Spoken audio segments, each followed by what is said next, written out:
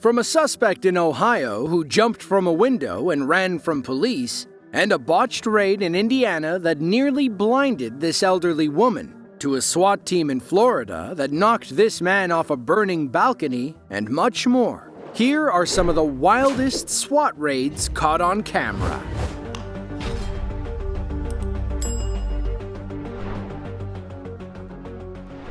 Evansville, Indiana is a small city in Vanderburgh County. It sits just north of the Ohio River, which marks the border between southern Indiana and western Kentucky. In June of 2012, the local SWAT team found themselves on a critical mission. Someone was posting on a message board and making credible threats against the local police department and Chief Billy Bolin. Police traced those threats to an IP address and called in the big guns to deal with it. When SWAT arrived, they thought they'd be dealing with a dangerous criminal who wanted to harm police officers. Instead, they found a scared old woman and her teenage granddaughter. You guys don't have to worry about the screen door, I'll get it. Go ahead. Go lay down. I'm behind you.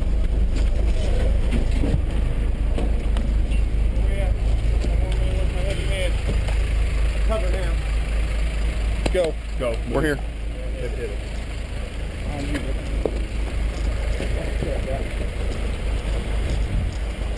I got high. Front door's open. I'll get it. I got it, Jeff. I'm gonna go to the left side. Police department, search warrant! Police department, search warrant! Ah, hey, fuck! Coming through, fire! Go! Police department, search warrant! Get down! With you! Need one! With you. Okay, just relax, okay? One on the couch there. Up, hun. Get up. On top of your head. Put your hands on top of your head. Get a female right here. Cover me. I got it. Anybody back? We need one in the back. Need one. I'll take your bike for a little bit. Clear, come back. Got one here. Need one in here. Need one back here, guys. Good tape. Somebody poked up One here. coming out with one. Somebody poked here. Police search every nook and cranny of the home, from the shower and medicine cabinet to the bedrooms and upstairs closets. They never find a lick of incriminating evidence. Soon, a team heads into the basement. Maybe their suspect is hiding down there.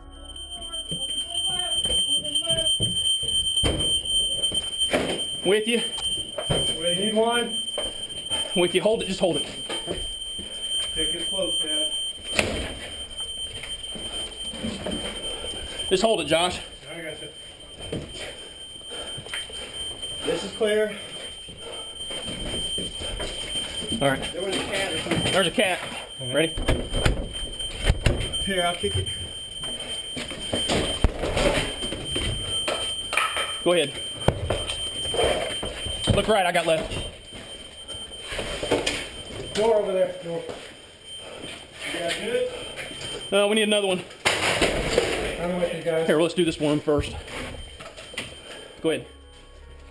Ultimately, all SWAT found in the basement was a scared cat. Back upstairs, officers placed the homeowner in handcuffs. There's no way she was making those threats, right? It's just the... It's just the residual from the bang. There's no more being generated. It's cleared out a little bit since we started. She's not cuffed. I don't have any cuffs for her. Turn around for me. Just go ahead and stand up. This is just for our safety. There's somebody out front. Somebody's going to explain to you what's going on here in a second. Meet 68-year-old Louise Milan. She was enjoying a relaxing day with her granddaughter when, all of a sudden, police kicked in her door and tossed in several flashbang grenades. She had never posted a threatening message in her life, and neither had her granddaughter. It turns out that a man named Derek Murray had been using her Wi-Fi to post those messages online. Police found and arrested him, and he ultimately pleaded guilty to a federal charge of transmitting threats in interstate commerce. It's unclear if the two knew each other. If we had to guess, Louise didn't know how to change her Wi-Fi password. Derek could easily connect from outside. As for Louise, she settled with the city of Evansville for $60,000, which was enough to cover a new glass door, plus a little extra for her troubles. According to 2024 statistics, your chances of being the victim of a violent crime in Los Angeles, California is 1 in 119. Property crime, like someone stealing your wallet or car, is even worse at 1 in 36. Things were worse during the COVID-19 pandemic. Officers around the city had their hands full with people like 45-year-old Rudy Anderson. You won't believe how many different crimes this guy committed in one day. Thanks to the LAPD, we have a detailed map of his crime spree and footsteps that day. It was October 8th of 2021. Around 3:45 p.m., the LAPD learned about an assault with a deadly weapon in the area of 8th Street and Broadway. They didn't know it then, but this was only the start of Rudy's wild crime spree. From there, Rudy fled north toward the 600 block of South Spring Street. There, he tried to steal someone's car at gunpoint, but the victim wisely locked their doors. Rudy panicked and fled back south toward the 700 block of South Broadway. He opened fire on a family of 3, wounding a 14-year-old boy. Thankfully, the teenager survived as Rudy fled the scene. From there, Rudy ran up the street and tried to steal someone's bicycle. He ultimately left empty-handed and fled into a nearby apartment building. By then, police had received dozens of 911 calls about Rudy's crime spree. Paramedics were treating the teenager, and street cops were getting statements from the robbery victims. Meanwhile, CCTV cameras inside the apartment complex captured Rudy entering with the LAPD hot on his tail. He's still holding the handgun, so our officers don't want to risk getting too close. He heads deeper into the building and up several floors, at which point he takes a woman hostage and forces her back into her apartment. Dramatic cell phone footage from across the street recorded the last moments of Rudy's crime spree and his life. He's got a gun to someone's head. What? Look. Shut the f*** up. Or a knife. Oh, fuck. Oh, you're right. People are seeing it.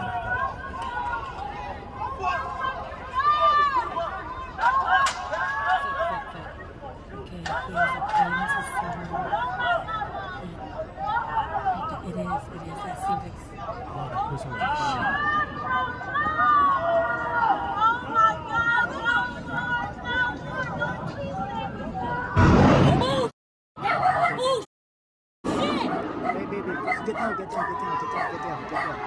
Get down.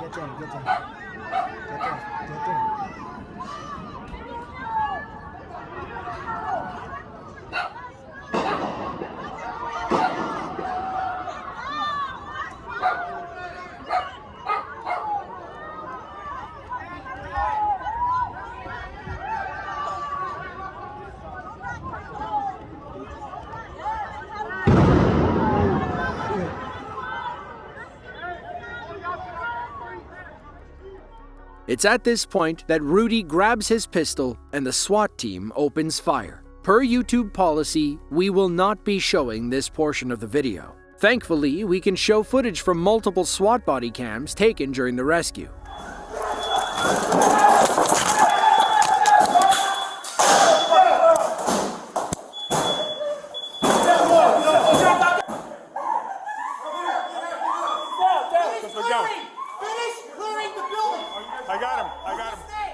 While several officers surrounded Rudy, a different officer secured the hostage.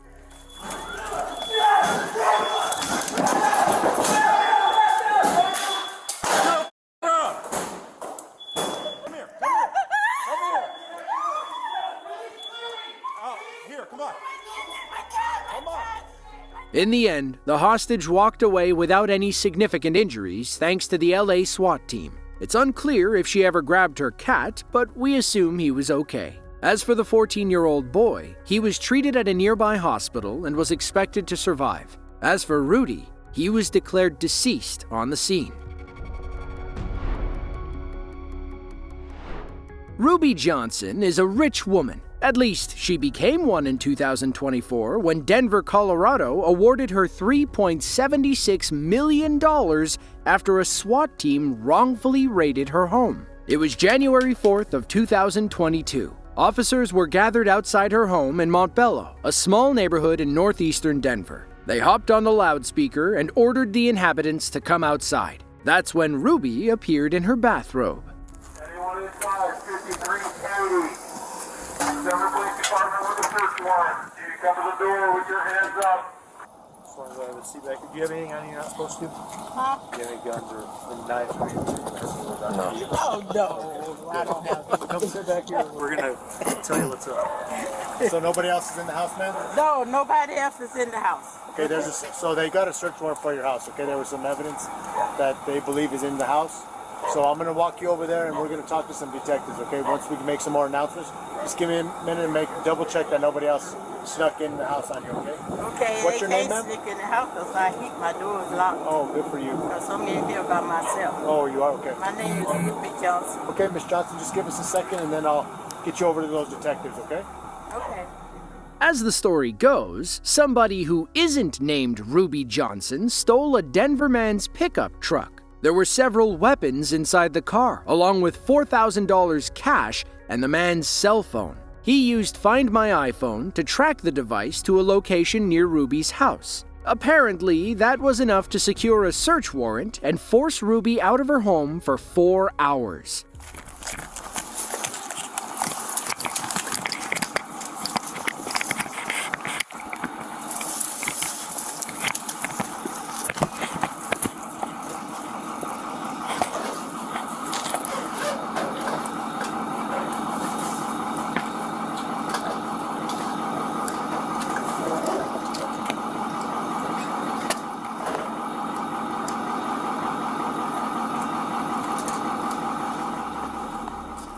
Once inside, police used a dog to sniff for any incriminating evidence. But there's nothing. Maybe they'll have better luck in the shed.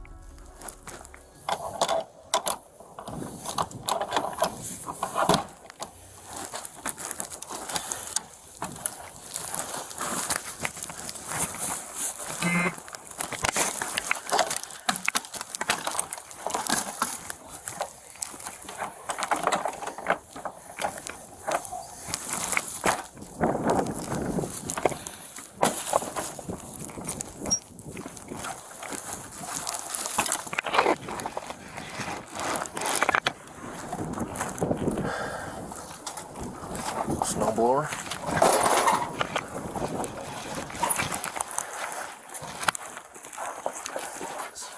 It's clear.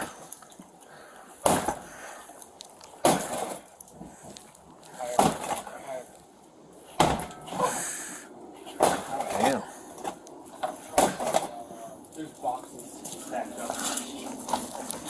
It's just like a wall. Did you have any grandkids over recently?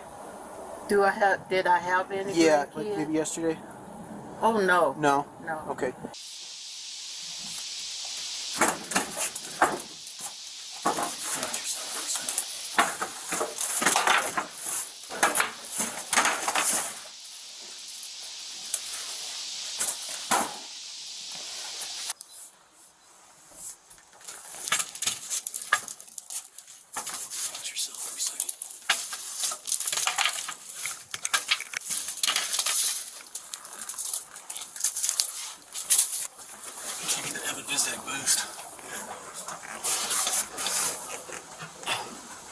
See how there's dust all over those planks?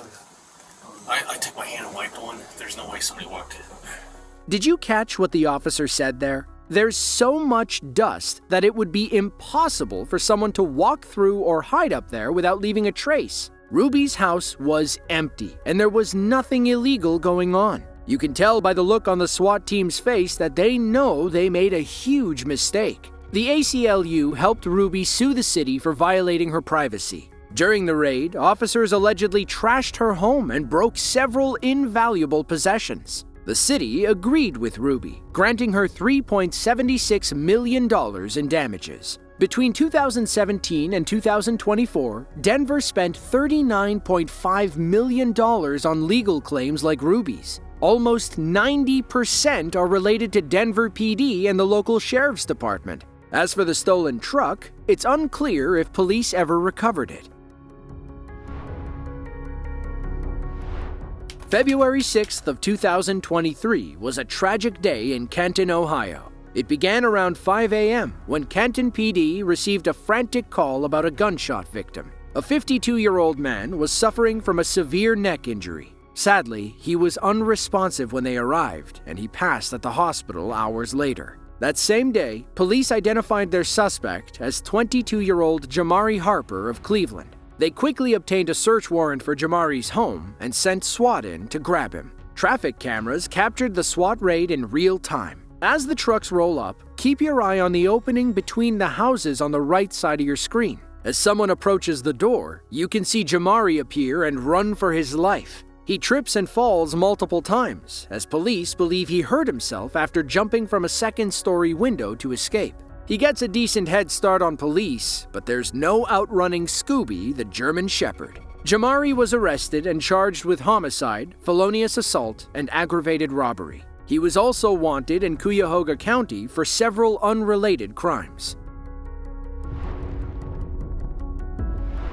For these Seattle social workers, July 18th of 2023 was the most harrowing afternoon of their lives. So if anything changes, I'm staring directly at you, okay? Okay, and we're just waiting for them and then we'll get things rolling. But right now, just keep listening to them, talking to them, and just trying to obviously do what you do and de-escalate, and we'll work through it, okay? Okay, you're doing a great job, okay? All right. The call came in around 2:45 p.m. A 49-year-old man had barged into the Downtown Emergency Services Center on 15th Avenue. The center, which opened in December of 2015, provides 97 units of permanent supportive housing for formerly homeless adults who are living with mental illnesses, substance use disorders, and other disabling conditions, according to its website. Unfortunately, one of those downtrodden adults brandished a knife and took 2 DESC employees hostage. He threatened to hurt them if they didn't perform certain adult favors. Thankfully, SWAT intervened before the situation got out of control. Hands up. Give me the air! Get the door! Get the door! Get the door! Get down on the ground! Right now! Hands up! Hands up! On the ground! Shoot!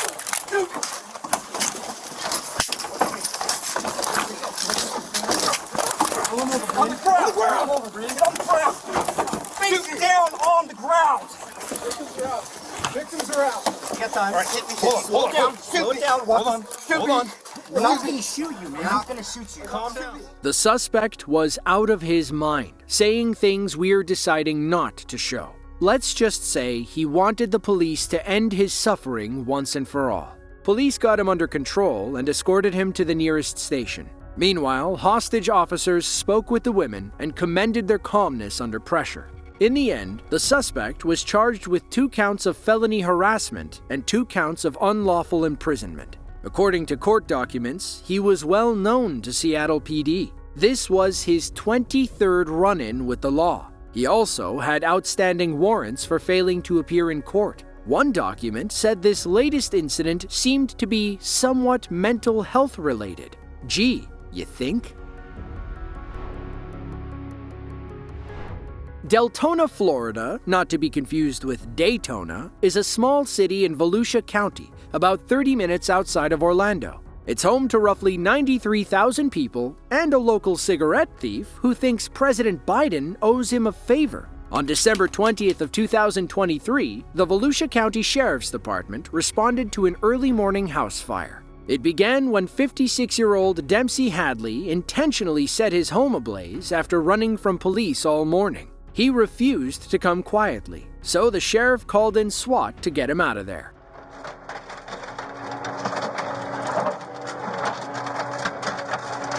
Right here, stop. Stop.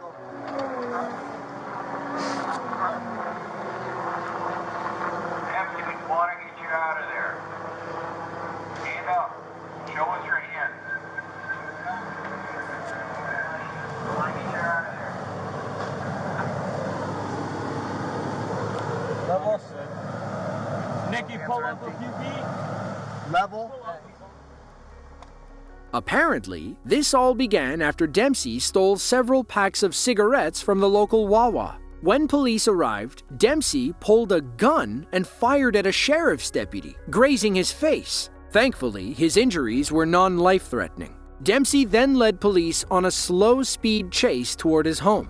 Another gunfight ensued near his truck, at which point Dempsey ran inside and started the fire. Up on the balcony, SWAT officers heard him yell, "Let's do it," suggesting he wasn't about to go down without a fight. That's when they decided to use the truck like a battering ram and tear the balcony down from underneath him.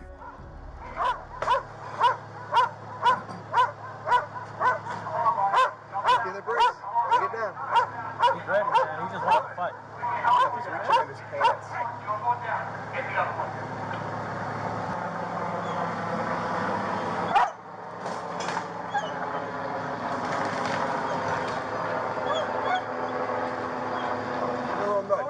Lower the deck.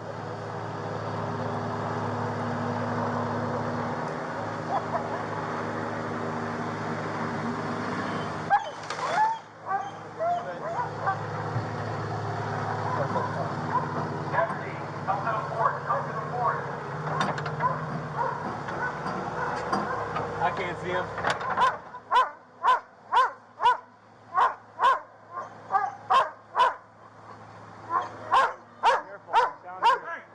He's up. He's got a rifle up. Yep. You keep over low.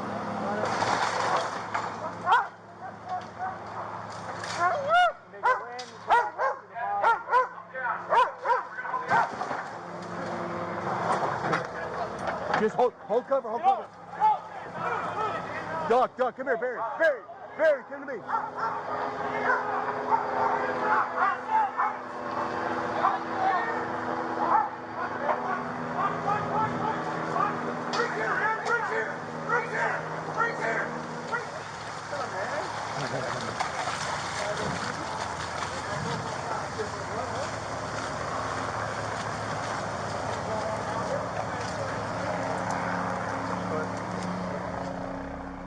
Police walk Dempsey to the sidewalk, where they sit him down for medical attention. It's here that he calls upon the president for help. Thank you. Pardon my Joe behind. I know. I don't think he's going to pardon you after this. He shot one of my deputies.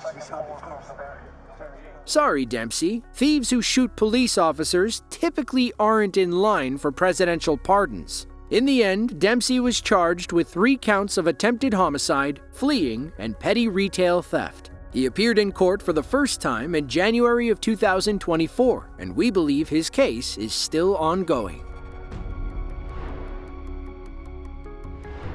December 8th of 2022. Police in Akron, Ohio have just received word about a trio of suspicious men walking up and down Ardella Avenue. According to the 911 caller, the men were wearing ski masks and carrying weapons. When the police arrived, the trio ducked into a nearby home and assaulted a man inside. They soon emerged with a woman held hostage, leading to this tense standoff.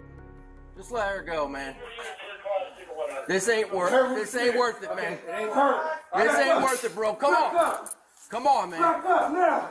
Come on. Back up now. Come on, man. Back up. This shit is not worth it. No, over here, to the left, to the right. Come on, bro. Keep it working. Relax. Come on. Copy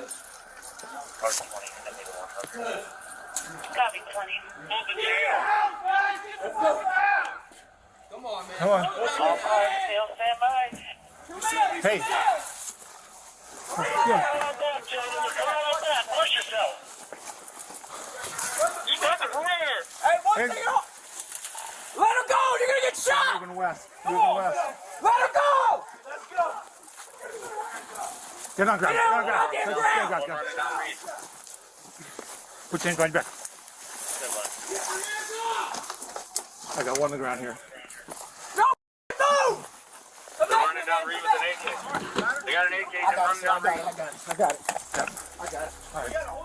One suspect down, 2 to go. Unfortunately, the cops lost sight of them as they ran up a different street. The intensity ramps up when another call comes in, saying one of the suspects has an AK-47. Police have to be careful. They can't go in guns blazing and risk someone getting hurt in the crossfire. They keep looking, eventually leaning on a canine unit to try and sniff the suspects out. Let's see if the dog comes back with anything useful. Get on. This way. Here. Just. Here. Round. Check. Nice.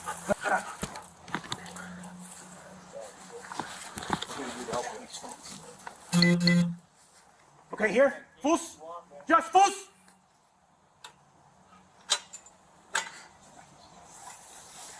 Fuß.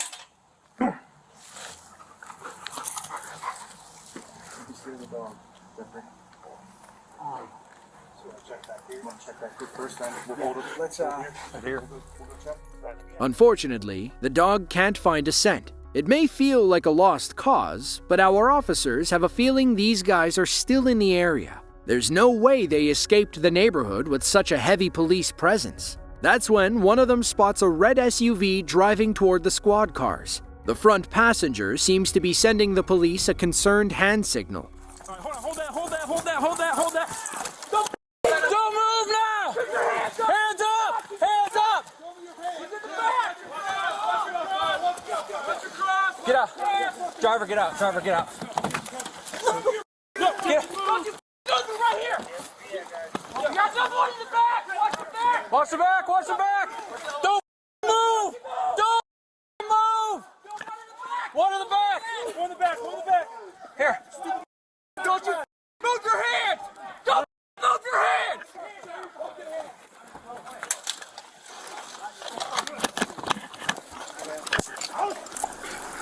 Stop clicking your arms. Give me your other hand right now, mother. Yeah, dude.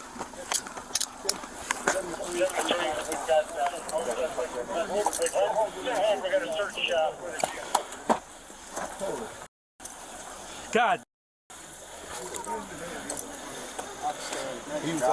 He jacked her. Yeah. Where did they go? He jacked her. When? Just right now. I pulled that gun out. He jacked her. She pulled in. They jacked her. There's two. I saw her pull in. They jacked her. Anybody else out? These are the two. That's it? Yeah. According to reports, the two remaining suspects fled the initial home and forced their way into another. Inside, they met an older married couple. They forced them into the red car and ordered them to drive away. That's when the elderly man discreetly waved his hand outside the window, telling police that something was wrong. The suspects were identified as 34-year-old Brian McCoskey, 33-year-old Ricky Rudd, and 19-year-old Alvin Brown. All three were charged with kidnapping and felonious assault before being booked into Summit County Jail. If you enjoyed this video and want to see another just like it, be sure to click the link on screen now. With that, thanks for watching and be sure to tune in next time.